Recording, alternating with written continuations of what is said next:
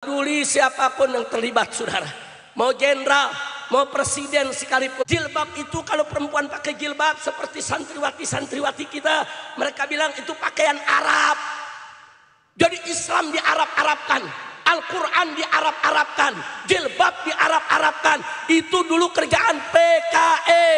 Jadi kalau sekarang ada yang melakukan itu patut dicurigai sebagai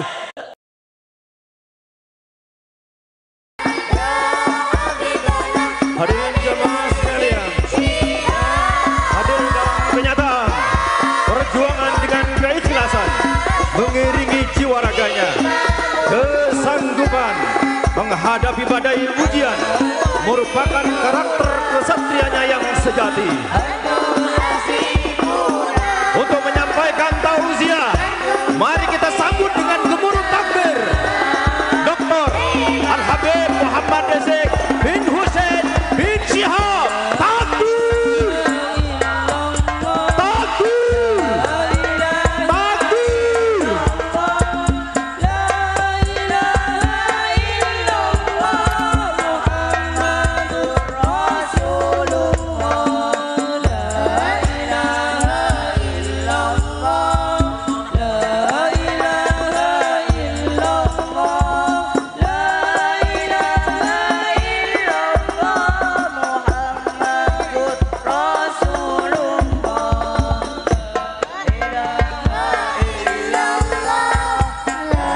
Sekali lagi kita sambut beliau dengan gemuruh takbir, takbir, takbir.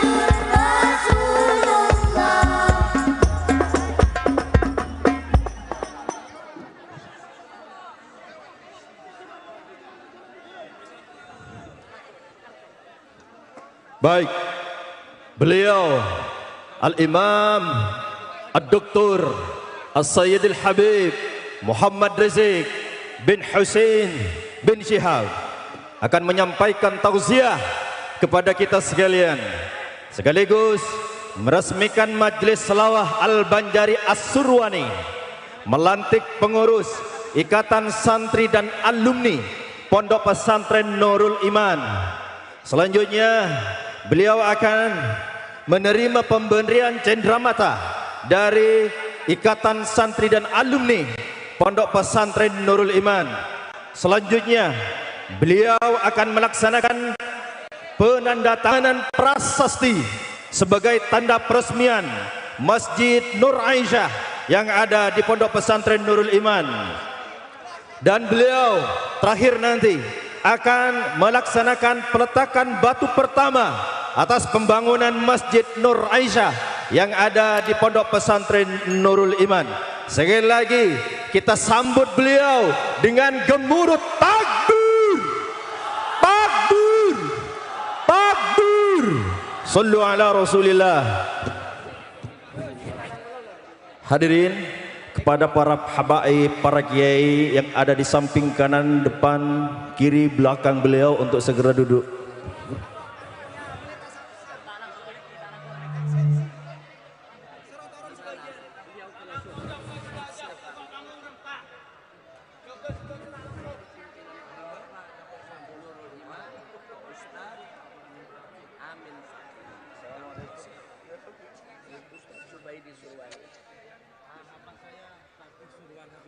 Fakih Surwan Abah sudah meninggal.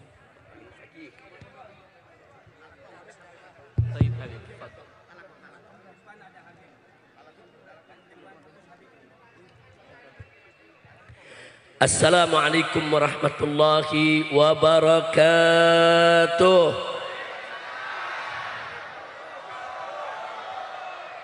Bismillah walhamdulillah wassalatu wassalamu ala Rasulillah wa ala alihi wa sahbihi wa mawala. Ashhadu an la ilaha illallah wahdahu la syarika lah wa ashhadu anna sayyidana Muhammadan abduhu wa rasuluh la nabiyya ba'dah. Allahumma salli wa sallim wa barik ala sayyidina wa habibina wa syafi'ina ومولانا نبينا محمد وعلى آله الطاهرين الطيبين وأصحابه الغر الميامين ومن تبعهم بإحسان إلى يوم الدين. أحبائي الكرام، سيادة الحبائب والمشائخ والكياهيات الأحباء رحمكم الله، وسعادة الحاضرين والحاضرات، بارك الله لنا ولكم جميعا، وأسأل الله سبحانه وتعالى أن يوفقنا وإياكم للنجاح والفلاح والاستقامة في الدين والدنيا والآخرة، آمين ya rabbal alamin. Kepada segenap para habaib, para masyaikh, para kiai, para tuan-tuan guru yang sama kita cintai dan sama kita muliakan. Begitu juga para umaroknya, para tokoh masyarakatnya yang berkumpul bersama kita di acara yang penuh keberkahan ini. Wabil khusus sahibul bait, saudara, itu Pondok Pesantren Nurul Iman, pimpinan akhina al-fadil al-muhtaram al-mukarram Al-Ustadz Amin Fagih Surwani. Mudah-mudahan pondok pesantren ini beserta seluruh pengurusnya, pengasuhnya dan santrinya senantiasa diberkahi oleh Allah Subhanahu wa taala. Dijadikan ma'hadan salihan thayyiban ma'muran mubarakan.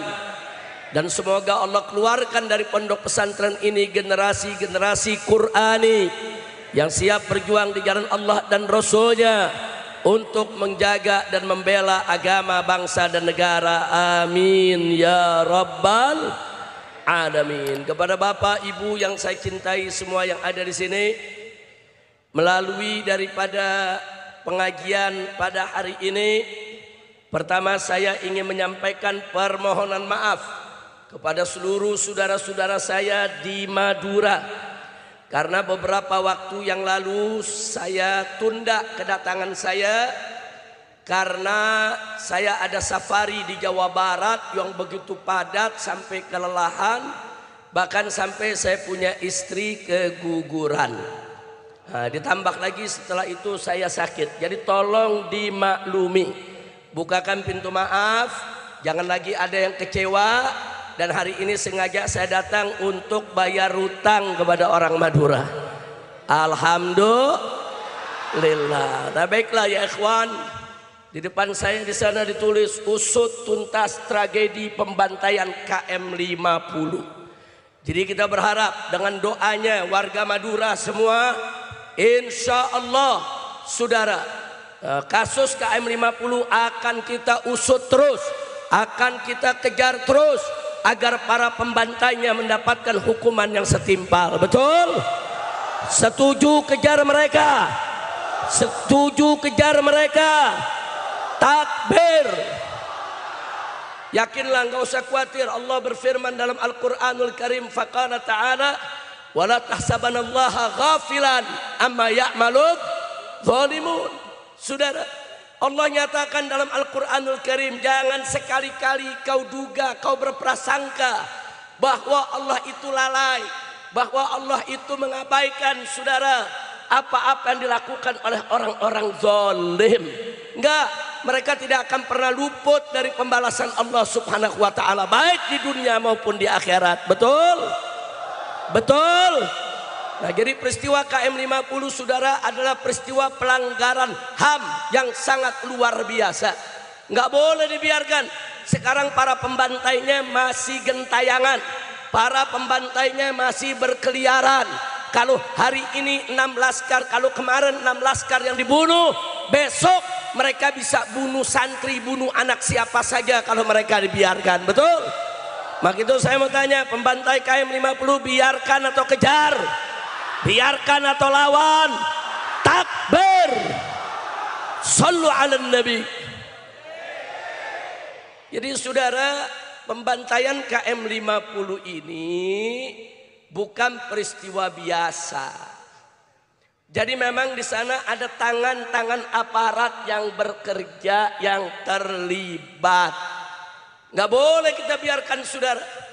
Nah, jadi pada saat kejadian KM 50 tersebut, sebetulnya yang menjadi target adalah saya. Mereka mau kejar saya, hajar saya, habisi saya, saudara. Tapi sebagaimana kita tahu, uridu turidu walakinallah fa'alu lima yurid. Saya ingin, Anda ingin, tapi yang punya keinginan mutlak siapa? Allah. Mereka menginginkan saya mati, Allah nggak menginginkan saya mati dulu, saudara. Nah, tapi sungguh begitu mereka kesal karena tidak bisa mentargetkan saya selamat dengan keluarga. Ketika itu saya tidak sendiri, saudara. Ini para menantu saya, Habib Hanif ikut, saudara. Habib Alwi juga ikut. Saya punya menantu, saya punya cucu-cucu yang masih kecil-kecil, saudara. Ada dalam mobil. Ada dalam mobil, dan mereka semua, saudara, tahu bagaimana, saudara, perasaan mereka ketika itu, yang dikejar, yang diberondong, yang ingin dibunuh, saudara. Jadi ini pelanggaran HAM berat. Ada perempuan, ada anak kecil di mobil kita, saudara. Mestinya kalau mereka membunuh saya yang gentleman, betul? Betul. Tantang saja Habib Rizik. Ayo kita perang, kapan? Silakan tentukan tanggalnya, harinya, jamnya, tempatnya. Silakan. Kapan saja mereka membunuh saya, tetapkan waktunya, saudara. Takbir. Kita akan datang menghadapi mereka, betul? Takbir. Ini enggak, yang mau diganggu perempuan, iye. Yang mau diganggu anak kecil, iye. Pengecut tidak? Ayo jawab orang Madura semua, pengecut tidak? Pengecut tidak? Apalagi orang Madura yang biasa carok, betul? Orang Madura gentleman, betul? Jantan-jantan, betul? Mau berkelahi 1 lawan 1, betul? Takbir. Ini enggak dijegat di tengah jalan, saudara, dengan banyak mobil, banyak aparat, dan mereka tidak pakai baju aparat saat itu, dan mereka tidak pakai mobil dinas saat itu, dan mereka tidak menunjukkan, saudara, tanda pengenal kalau mereka aparat. Siapa yang tahu kalau mereka aparat, betul? Kami pikir mereka dibegal, mereka penjahat, ingin melukai kita, mencelakai kita. Tapi alhamdulillah, saudara, laskar yang di belakang, saudara, ada 2 mobil terus menghalangi mereka. Mereka sempat mendekat dengan mobil Habib Hanif, saudara. Mereka sempat mendekat dengan mobil Habib Hanif, tapi diusir dengan mobil laskar. Mereka coba mendekat ke mobil saya, diusir dengan mobil laskar, saudara. Akhirnya laskar yang di belakang menutup jalan sehingga mereka tidak bisa lagi ke depan, saudara. Akhirnya saya punya mobil Habib Hanif, mobil mantu-mantu saya yang lainnya, saudara, diminta oleh komandan laskar saat itu, Habib meluncur lebih dulu, biar kami yang di belakangnya untuk menjaga agar mereka tidak bisa mendekat. Kemudian kami meluncur lebih dulu semua. Jadi laskar-laskar ini pemberani tidak? Pemberani tidak? 6 laskar ini, saudara, mereka tunggu di belakang. Begitu saya melesat keluar dari tol, masuk ke dalam satu pasar, matikan mesin, matikan lampu, saudara. Kenapa? Karena banyak perempuan, banyak anak kecil, ada bayi di mobil kita, saudara. Dan kita berangkat bukan mau perang. Kita tidak bawa senjata, kita tidak bawa sajam, kita tidak bawa pistol, tidak. Jadi kalau dikatakan 6 laskar ini membawa senjata, bohong, fitnah, saudara. Begitu kita tantang sekarang, ayo, hei para pembantai KM50 siapapun Anda, hei para jenderal-jenderal yang terlibat, hei para aparat yang terlibat, kalau kalian jantan, saya tunggu kapan kalian mau hadang saya lagi di jalan. Tetapkan waktu dan harinya. Takbir, takbir, sallu ala nabi. Jadi saudara, yang ingin saya garis bawahi di sini buat semua saudara, bahwa 6 laskar ini bohong kalau dibilang melakukan perlawanan. Mereka hanya menghalangi. Nah, karena mereka menghalangi, para pembantai tadi marah, ditembaki mobil mereka, saudara. Mobil yang satu sempat lolos, mobil yang satu, saudara, ditembaki. Sampai 1 laskar yang duduk di depan sebelah supir, saudara, tembus di bagian matanya. Tapi belum mati saat itu, saudara, masih sekarat.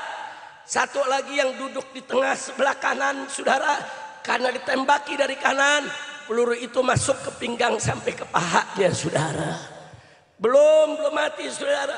Akhirnya ban mobil ditembaki, mobil diberondong, sehingga mobil tersebut yang tadinya sudah keluar dari pintu tol Kerawang Timur dipaksa masuk lagi ke pintu tol Kerawang Barat, saudara.